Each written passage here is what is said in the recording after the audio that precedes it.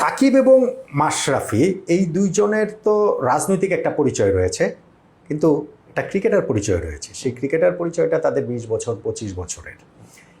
এই দুইজনের বাংলাদেশ থেকে, ক্রিকেট থেকে, বাংলাদেশ থেকে না, ওই আলোচনা রাজনৈতিক আলোচনা আমাদের না, আমাদের ক্রিকেটে সাকিব আল হাসান আবার ফিরবেন কিনা, এইটা গত 1.5 বছর ধরে কয়েকদিন পর পর এটা নিয়ে আলোচনা হয়। মাশরাফি কোনোভাবে ক্রিকেটের সঙ্গে ইনভলভ হবেন কিনা সেইটা নিয়ে আলোচনা হয়। কোয়াব থেকে কি এই বিষয়ে আপনারা কখনো কোনো আলোচনা করেছেন কিনা সংশ্লিষ্ট কারোর সাথে? সেটা সরকার হতে পারে, সেটা বোর্ড হতে পারে।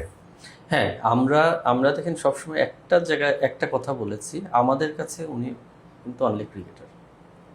ওনাদেরকে আমরা অন্য কোনোভাবে চিনি না। আমাদের সঙ্গে ওনারা কখনো রাজনৈতিক পরিচয়ে মিশেন না। ওনারা কিন্তু আমাদের বড় ভাই, আমাদের সাথে ছোট ভাই, বড় ভাই, কলিগ, এটাই ওনাদের রিলেশন। আমাদের বাইরের কোনো বিষয় নিয়ে কোনো রিলেশন। আমি অনেকবার জিনিসটা ক্লিয়ার করেছি, আমি কোনোভাবে বিশ্বাস করি না যে ওনাদেরকে ধরেন খুনি বানানো হয়েছে।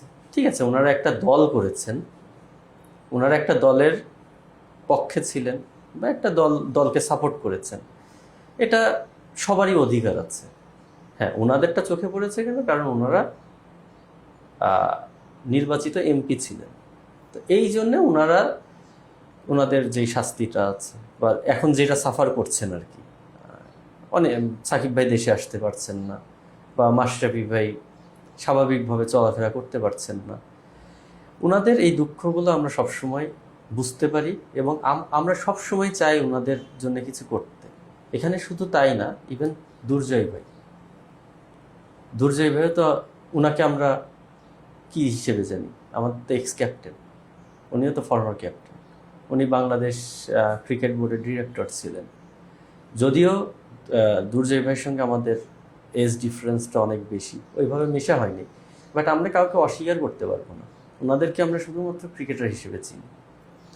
এখন বিষয় হচ্ছে আমাদের লিমিটেশন কতটুকু, সেটাও আপনার বুঝতে হবে, যে আমরা কতটুকু যেতে পারবো বা আমরা কতটুকু জিনিস নিয়ে আলোচনা করতে পারবো।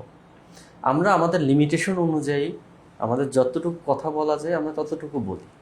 বোর্ডের সঙ্গে বলেছেন না, বোর্ডের সঙ্গে, কারণ এটা তো বোর্ড বারবার, সে অনেক আগের থেকেই শুনতেছে এটা ক্রিকেট বোর্ডেরই কিছু না, বা ওনারা এটা সরকারের ডিসিশন। সরকারের সঙ্গে বলেছেন না, সরকার পর্যন্ত তো আমাদের তো এক্সেসই নেই। ক্রীড়া প্রতিমন্ত্রী আমিনুল হক, ওনার সঙ্গে আমরা যেদিন দেখা করি সেদিন আমরা এই বিষয়টা নিয়ে আমরা মূলত ঢাকা লিগ নিয়ে কথা বলেছি। সাথে সাথে যেহেতু উনি ক্রীড়াপ্রেমী, উনি নিজেও একজন স্পোর্টসম্যান, উনি কিন্তু অনেক জায়গায় জিনিসটা ক্লিয়ার করেছেন যে এই বিষয়ে ওনারা নমনীয় থাকবেন, যে তাদের যে বিষয়টা আছে ওনাদের কিভাবে ফিরানো যায় এই বিষয় নিয়ে কিন্তু সবসময় সরকার থেকে বলছে। বিএনপি প্রত্যেকটা পলিটিক্যাল নেতাই কিন্তু আমি বলতে শুনছি যে এই বিষয়গুলোতে ওনারা নমনীয় থাকবেন, খেলা এবং রাজনীতি এক করতে চান না। তো আমরাও আশাবাদী যে দ্রুতই একটা সমাধান, যেহেতু এখন একটা পার্মানেন্ট গভর্নমেন্ট এসেছে, ওনারা এইভাবে তো বঞ্চিত থাকতে পারেন না। ওনাদের তো বাংলাদেশের স্বার্থে, বাংলাদেশের পিছনে তো ওনাদের কম অবদান নেই। সাকিব ভাই হয়তোবা 5 থেকে 6 মাস হয়তোবা নির্বাচিত অবস্থায় ছিলেন, আর মাশরাফি ভাই একটা টার্ম, বাট আমি তো কখনোই শুনি নাই মাশরাফি ভাই বা সাকিব ভাই তো নির্বাচিত হওয়ার পরে তো খেলার মধ্যে দিয়েই ওই 6 মাস চলে গেছে। আর মাশরাফি ভাইয়ের তো আমি পলিটিক্যাল ইয়েতে প্রশংসা ছাড়া আমি তো অন্য কিছু আর শুনিনি। মানে উনি যেই 5 বছর কাটিয়েছেন ওনার এলাকায় বলেন বা যতটুকু আমি শুনেছি, আমি সব জায়গায় তো ওনার প্রশংসাই শুনেছি যে এই ধরনের পলিটিশিয়ান আমাদের দরকার আমাদের দেশের জন্য। তো আশা করি যে ইনশাল্লাহ সব কিছু দ্রুতই সমাধান হয়ে যাবে।